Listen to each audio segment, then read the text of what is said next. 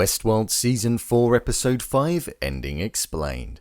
Following last week's episode, where a lot was revealed to us, where we found out the truth about the time that we were in and the success of the flies infecting humans and allowing Hale's perfect vision of the world to be created, we picked up shortly after, but with an episode that contained no Caleb, but this time focused on purpose and direction, and more specifically Christina and William. With a lot to break down, let's get straight into it. Here is Westworld Season 4 Episode 5 Ending Explained. Just to let you know, this video will contain spoilers. Episode 5 was a real interesting one. We got to see the world in full motion under the control of Hale following last week's revelation that she was successful in taking over major cities and doing to the humans exactly what they did to the hosts many years ago in creating Westworld. However, we've seen although narratives have been painted out for all of these individuals, and the talk of power and control being spoken about in the opening scene being something that was a fabrication of the story that these hosts were being told, we saw that by the end, William, although he felt he had control, he realistically held as little power and control as the human hosts that he was discussing with and mocking in the opening sequence, due to listening to every command that Hale lets off. Purpose, direction, and meaning of an individual was the main focus of this episode, as it was one that cemented the changing of the direction of two of the main characters in the show. I'm going to break this video down by each individual character arc. William. Ever since the start of the season, we've seen William almost act like he's Hale's top henchman. He goes around completing her orders and taking people out as and when she pleases.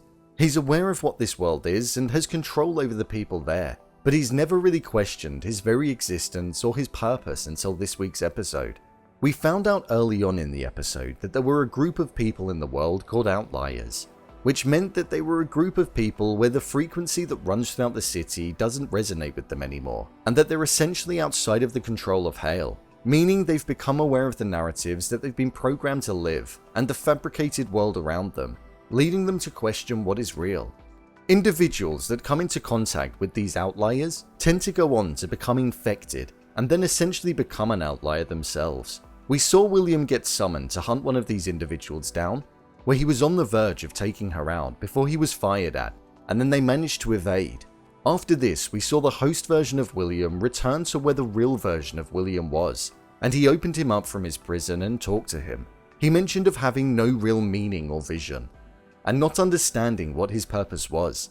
The host version of William was questioning his very existence for the first time, something he previously hadn't done.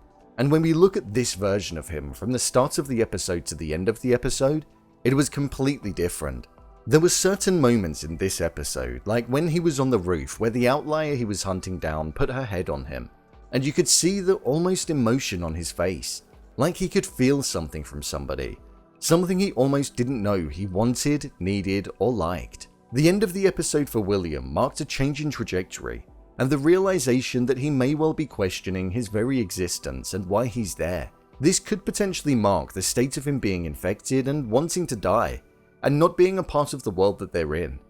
After all, several hosts who have come into contact with outliers have gone on to do the same, and where William is at, it could well be the very start of that process. Hale. In this world, Hale is God, and we saw her express this when she came to the city in this episode, and was handling the people like puppets, making them dance, play music for her, and also act as a chair for her when she wanted to sit down. You could sense that she contained the bitterness for what the humans did to the hosts many years ago, and she was living in the world of revenge and payback. We heard her state how she was almost bored of the world that she'd created, and was now in control of, and that her main vision was for the hosts to be able to transcend beyond their human bodies, and for their cores to be uploaded. However, they all seem to be extremely attached to their human bodies, slowing down the process and vision Hale has. I feel this is likely down to the somewhat human nature that is within their core. Some have transcended, but it seems to be getting adopted slowly, which is much to her dismay. It does feel like the control that she has is slowly slipping away, and it's almost getting out of her grasp. She has outliers running around the city, she can't get the hosts to transcend, and she's scratching at her skin like she was in the previous season, showing that there's something that's definitely getting to her. We saw her meet up with Christina, where she was positioned as an old college friend, where she was clearly suspicious of Christina's behavior, And despite not vocalizing the strange nature that was present, we as the audience got the impression, due to the constant questioning that was taking place, that there was definitely something up. Her vision has become a reality, but she now wants to take it up another level. And until people transcend, which is her main goal, she can't proceed forward. Christina. Within this episode, we got the most screen time we've had with Christina all season, and it was good to finally get it because it feels like a lot of progress was made in the present day. We witnessed Christina wake up on the day following her date with Teddy, where we saw that there was definitely something between them, a familiar connection, despite Christina not being fully aware. At work, she started writing her story again, where she went on to write about a girl on the ranch which mimicked Dolores in Westworld. But this time we saw that every time she went to write about this story, such as in the beginning or at the end when she searched for the character on the database, it triggered a response from her manager to come in and disrupt what she was doing, insinuating that something is definitely programmed into him to prevent her from looking for information on Dolores. We saw her meet up with Teddy, where he revealed to her that she has these godlike behaviors and is able to manipulate the game in real time, just like we see Hale and William both do. She is susceptible to the frequency, but she never saw the giant tower that was cast over the city. Nobody ever could, other than that homeless person that she walked past where she took an interest in a previous episode. However, once Teddy told her to look hard enough, it then became visible to her. She was told to test her storytelling behaviors on two individuals in front of her, and in a tense moment we saw that she was able to tap into it quite easily. Following this, we saw her meeting with Hale for lunch, where she was being pressed by her to see if anything had been up recently, as it was alluded to that Hale was aware of Christina's suspicious behavior. I thought the moment where she was being pressed, where she made the two individuals break out into an argument behind her, was a great use of her newfound powers in the world, and showed that she's able to use them when necessary.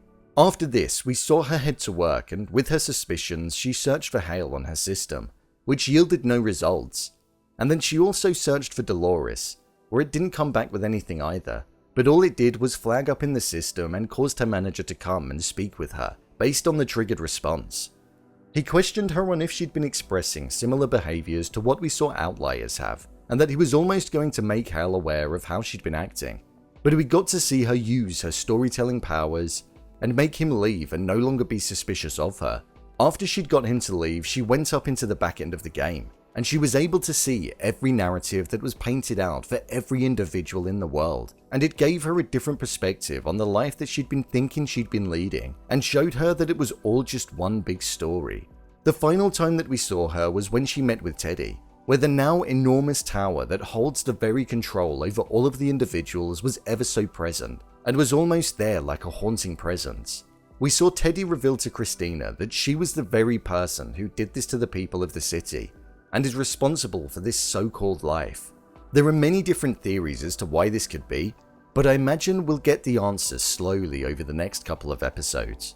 This episode was one that I feel slowed the pace down in terms of action and allowed us to take a deeper look into the way that these characters were feeling on a more personal level. Dissatisfied across the board. William's dissatisfied with his purpose, Hale because people aren't transcending, and Christina because she's now aware of the life that she's leading is painted out and is a selection of randomized narratives. With this revelation and the change in direction of some of the characters, it's going to mark a good start to the second half of the season, and I can't wait to see what it holds. So, there you have it, Westworld Season 4 Episode 5 Ending Explained. What did you think of Season 4 Episode 5? Leave a comment down below, and don't forget to subscribe. I'll see you next time.